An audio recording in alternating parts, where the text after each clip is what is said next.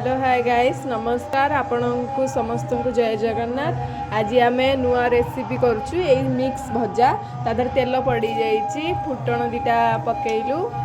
तापर आमर सब रेसिपी स्टार्ट हम ए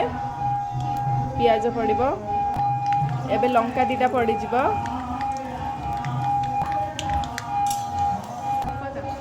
पियाज दीटा आम पकईदबा तापर एबे आम टमाटर टाक छाड़ीदबा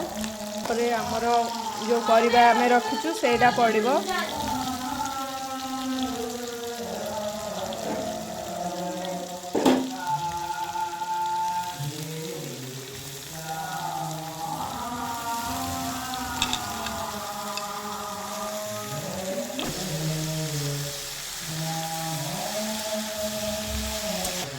तापर आम स्वाद अनुसार लुण पकईदबा हल्दी पकईदबा टिके एबे ताको मिक्स करदबा परिवा सहित मसला को मिक्स करदबा मिक्स कर सारा पर हम किछि टाइम पे छाड़ीदबा।